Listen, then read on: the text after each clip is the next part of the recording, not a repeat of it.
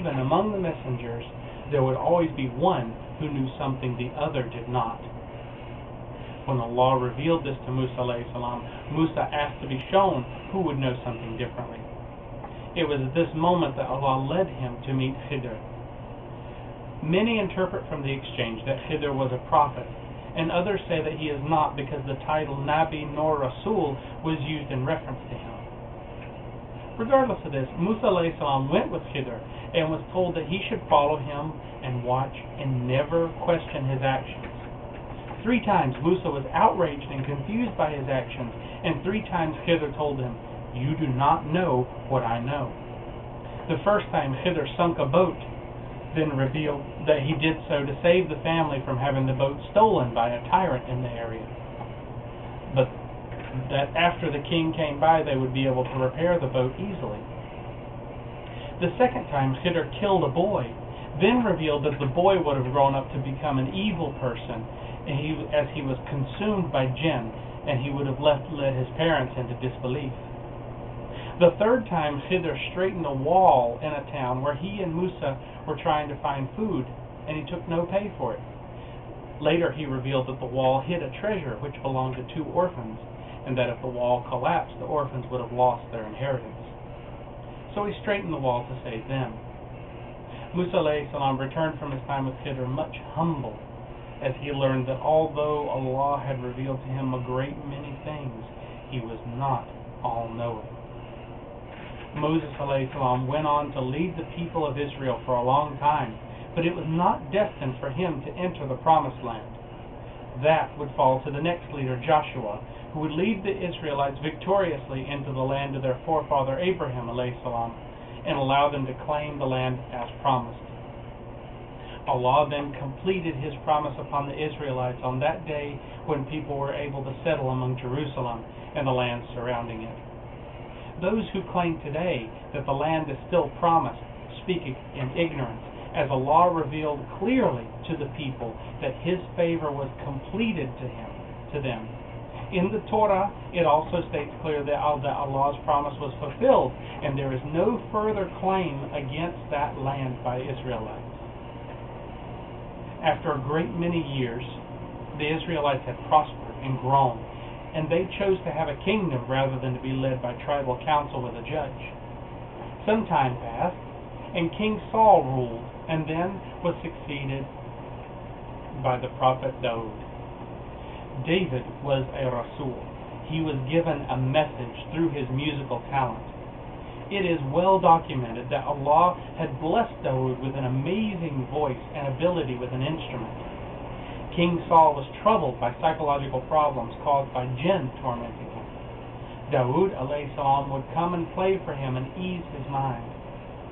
When Daud fully became a prophet, his message carried a beautiful pattern, and it has been preserved partially within the Psalms of the Bible. David's story begins with the classic tale of David and Goliath, the young sheep herder armed with a sling and true faith in God, who was able to slay the giant killing machine of the opposing army. David alayhi salam was placed in a king's palace and became best friends with the king's son.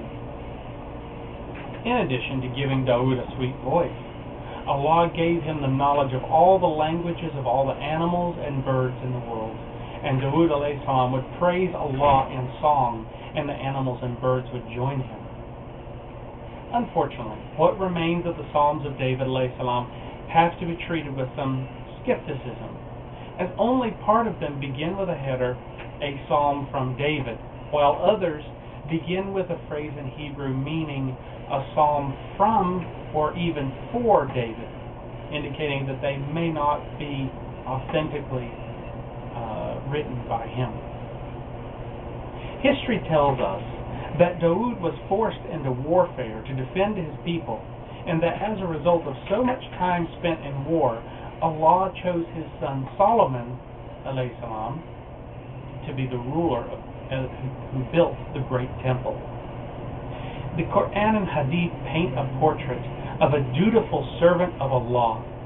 Muhammad sallallahu alaihi wasallam used to praise the fasting of David alayhi salam and explain that he would fast every other day and he would get up in the middle of the night and pray for a full 1/3 of the evening, and then go back to sleep before the dawn. It is said that Dawood alayhi salam died, and on that day 7,000 priests and more thousands of people attended and mourned. The sun was very intense that day, so David's son Solomon alayhi salam called upon the birds to provide shade for the people and protect them from the sun. They did so until Dawood alayhi salam was buried. This was the first miracle of Sulaiman alayhi salam.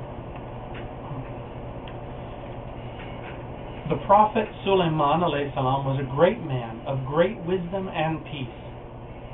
He lived under his father's house and learned from him the ways of Allah.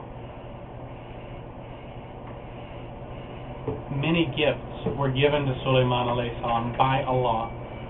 Among them were the command of all languages of men, jinn, and animals, the command of the winds, the use of a winged horse, and Sulaiman alayhi salam was given a fountain of molten brass to forge tools from. During his time, Sulaiman alayhi salam became interested in the Queen of Sheba.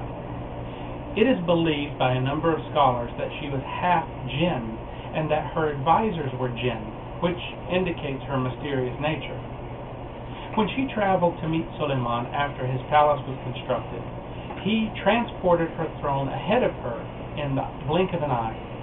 When she arrived and saw the throne, she was amazed, saying that she knew of Sulaiman's power that had been given by Allah. Sulaiman then took her into the palace, where she was startled and thought she was going to be walking through water, so she lifted up her dress.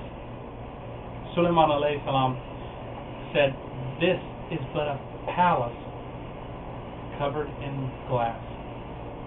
It's revealed specifically in the Qur'an, chapter 27, verse 44. She was asked to enter the lofty palace, but when she saw it, she thought it was a lake of water, and she tucked up her skirts, uncovering her legs. He, Solomon, said, "This is but a palace paved smooth with the slabs of glass, and water it runs underneath." She said, "O my Lord, I have indeed wronged my soul. I do now submit in Islam with Sulaiman to the Lord of the worlds." The Queen of Sheba was a woman named Bilqis, and her jinn advisor helped her to become ruler of all southern Arabia, stretching to Ethiopia.